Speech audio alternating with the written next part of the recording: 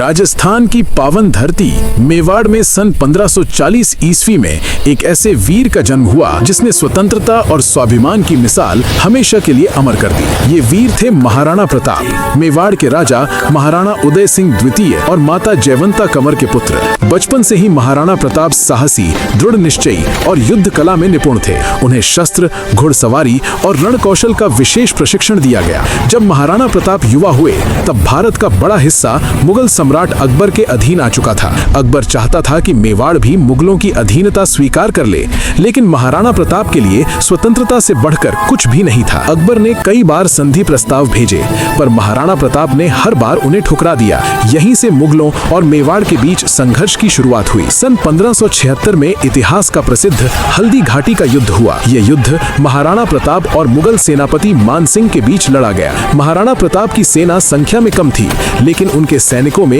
मातृभूमि के लिए मर मिटने का जज्बा था। महाराणा प्रताप अपने प्रिय घोड़े चेतक पर सवार होकर युद्ध भूमि में उतरे। चेतक ने अपनी वीरता से इतिहास रच दिया। युद्ध के दौरान चेतक बुरी तरह घायल हो गया, लेकिन उसने अपने स्वामी को सुरक्षित स्थान तक पहुंचाया और वहीं अपने प्राण त्याग दिए। हल्दी घाटी का युद्ध निर्णायक नहीं रहा, लेकिन महाराणा प्रताप ने कभी हार नहीं मानी। उन्होंने पहाड़ों, जंगलों और गुफाओं में रहकर संघर्ष जारी रखा। युद्ध के बाद महाराणा प्रताप का जीवन अत्यंत कठिन हो गया। उन्हें अपने परिवार के साथ जंगलों में रहना पड़ा। कई बार भोजन के लिए घास की रोटियां खानी पड़ी। कहा जाता है कि एक बार उनके बच्चों ने भूख से बिलखकर रोना शुरू कर दिया।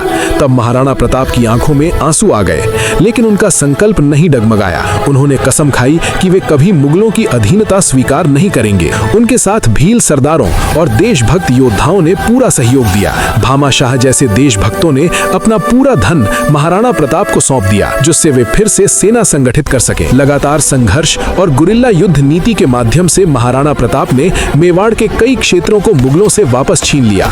कुंभलगढ़, गोगुंदा और आसपास के अनेक दुर्ग फिर से स्वतंत्र हुए। अकबर की विशाल सेना भी महाराणा प्रताप के साहस और रणनीति के आगे टिक नहीं सकी। हालांकि चित्तौड़ दुर्ग को वे वापस नहीं ले सके, लेकिन उन्होंने ये सिद्ध कर दिया कि स्वतंत्रता की रक्षा के लिए सब कुछ त्यागा जा सकता है। सन 1597 ईस्वी में एक शिकार दुर्घटना के बाद महाराणा प्रताप गंभीर रूप से घायल हो गए। उसी चोट के कारण उनका निधन हो गया। मृत्यु से पहले उन्होंने अपने पुत्र अमर सिंह को स्वतंत्रता और स्वाभिमान की रक्षा का संदेश दिया। महाराणा प्रताप भले ही आज हमारे बीच नहीं है, लेकिन उनका जीवन हमें ये सिखाता है कि स्वतंत्रता, आत्मसम्मान और मातृभूमि से बढ़कर कुछ नहीं होता। वे केवल एक राजा नहीं थे, बल्कि एक विचार थे जो आज भी हर भारतीय के हृदय में जीवित है।